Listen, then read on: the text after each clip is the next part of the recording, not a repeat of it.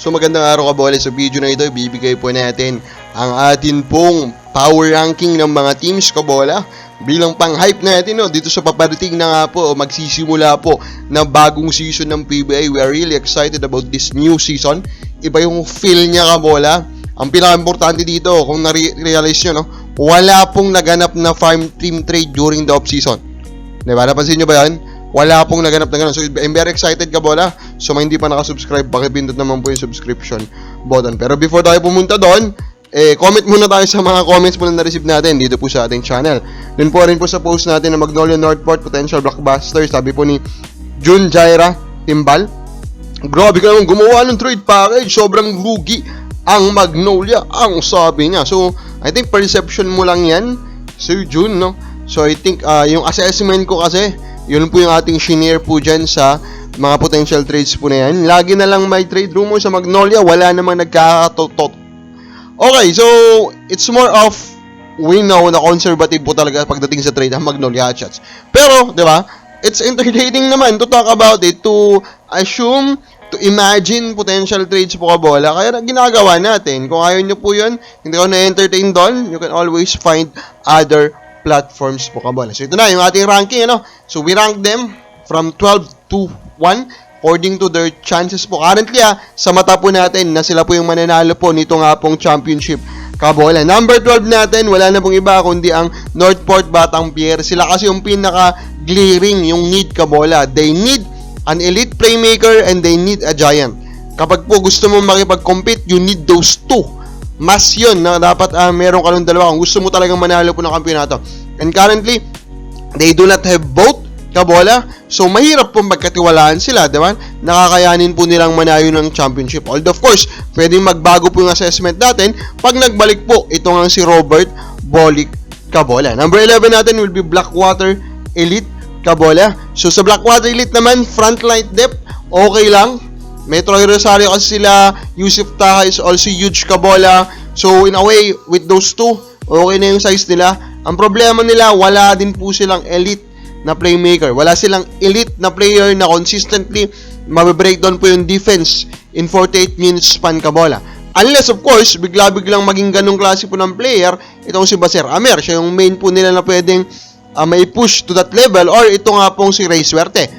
Or, of course, pwede rin naman si Christian David, yung kanila pong number 2 pick. Pero again, we do not trust na mararating po nila yung level po na yun, kabola, kaya number 11 natin sila. Number 10 natin, Reino Shanilasto Painters. It's more about the current po na level ng team. And of course, we know Coach Yengyao is the type of coach na realistic, kabola. I do not think he really see this team now na capable of winning championship. I think he will use this for majority of the time, itong tournament na ito, to develop further yung team niya.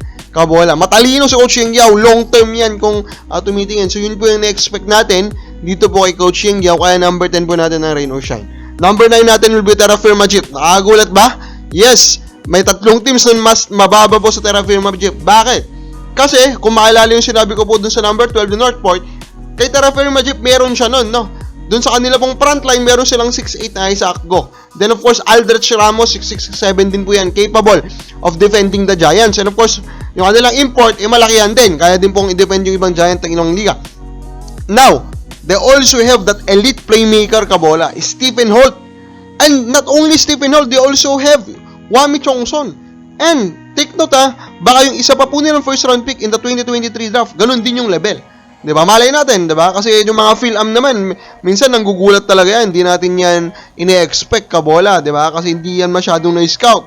Lalo-lalo na kung hindi rin naman kataas ang level yung naglaruan po niya sa kung saan bansa man po siya galing. Pero of course, Stephen Holt is also the biggest factor here, although we are not a fan of the choice po nila ng import. Number 8 natin, Phoenix Super LPG.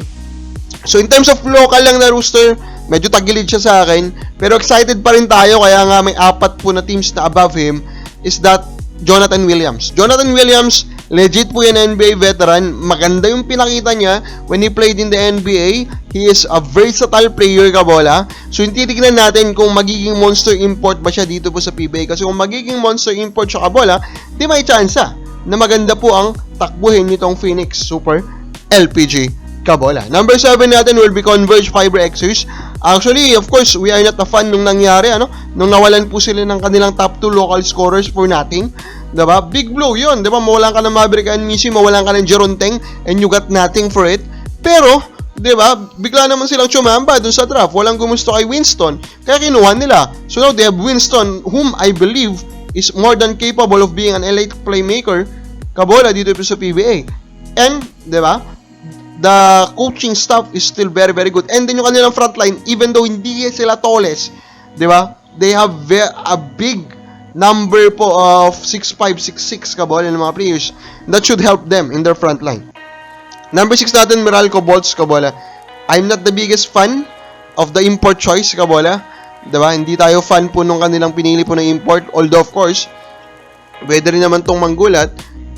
And of course, they added Brandon Bates, that's their biggest addition. And he could be a game changer for them kung talagang pwede siyang mag-start. Or at the very least, a legit backup big na can defend the Giants po of the league. Kasi yan po yung need nila for several years now. Number 5 natin, TNT Tropang Giga. Actually, wala lang masyadong malakas na team dun sa 6-12 Pero yung si TNT na nasa number 5, medyo tagilid yan, kabola. Madali lang siyang i-dislodge yan sa ranking natin. Losing or not having their top 2 players is a very, very big negative for them, diba? Wala silang Mikey Williams, wala silang Roger Pugoy. Pwede maayos yung kay Mike Williams, pero with the way we are reading, kabola, mukhang medyo alanganin, kabola. And what happens kung magtatalo na sila, diba?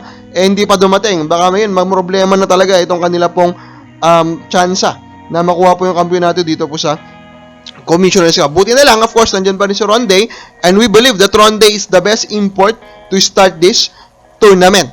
Sa initial ranking po natin mga imports. Number 4 natin will be NLEX Road Warriors, di ba?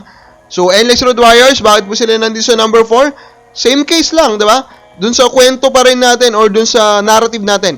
They have elite playmaker, kabola. Nandiyan si Kevin Alas. Even Don Trollano can be considered already as an elite playmaker. He is an elite off-ball player, kabola. And of course, they have that giant in Brandon Rosers. Kompleto sila ng regados na necessary to win that championship. Then you add a superb, a potentially number 1 type of import or import of the conference, best import of the conference awardee in Thomas Robinson. And I think they have a very, very good chance of winning this tournament, kabola. Kaya number 4 natin. Number 3 natin, San Miguel Birmen, kabola. Medyo boring, di ba? Kasi they added an import na medyo hindi rin naman siya mapasiklab, kabola. Pero baka naman, di ba? Ito yung tama lang yung import sa kanila. Pero I look at the way he plays, kabola, parang hindi maganda yung fit. Kasi he's not really more of a passer, no? Talagang play finisher siya. And in a way, hindi yan yung need nila. Defensively, hindi rin siya ganun capacitive, kabola. So, titignan natin, di ba? And to be truthful about it, di ba? Yung atin pong confidence kay Coach George Gallant, medyo bumababa na. And I think this will be his last chance of proving na siya po ay deserving po na mag-dislodge kay Leo Austria. Number 2 natin, Barangay Ginebra San Miguel. Of course, so I cannot put them on the number 1 with the reality nga na si Brownlee will not be there. Pero I could not put them also in number 3 kasi Team Con is still there, diba? So, tamang-tama lang sa akin yung number 2 nila. Pero big loss yun, Justin Brownlee. Take note, no? Dumating lang si Justin Brownlee kasabay ni Coach Tim Cone, dun po nagbago ang hihip ng hangin para sa Barangay Ginebra, kabola. Kung hindi dumating si Justin Brownlee, baka hanggang ngayon kangkungan pa rin sila. And now, wala silang Justin Brownlee in this import tournament, kabola. Number 1 natin, of course, Magnolia Hotshots. Is this about the 11-0 run? Dun po sa PBA on tours? Sort of course, may small siya na factor po, kabola, kasi that is still an impressive feat. Pero actually, this is really about Tyler Bay. No? Tyler Bay, kabola, the NBA veteran, import nila na he is very good defensively. Kaya ang tingin ko yun sa Magnolia, ang hype ko dito, they have the chance of being the best defensive team ever sa history ng liga. They have the chance kasi alam natin ang Magnolia Hotshots, nagna-number 1 na yan sa depensa for several tournaments, kabola. So, dagdagan mo yun ng monster ulit na defensive import, di ba? So, saan na lang sila abutin, di ba? Nakita na natin dati. Meron din silang very good defensive import, if I remember, dun sa Governor's Cup last year. And makita natin kung saan sila dumating. Now, monster to. Baka ibang level yung marating nito. Kaya number 1 natin, Magnolia Hotshots, kabola. So, ikaw, kabola, sino ang favorite para sa'yo na manalo po ng 2023-2024 po na Commissioner's Cup? Comment lang po sa baba.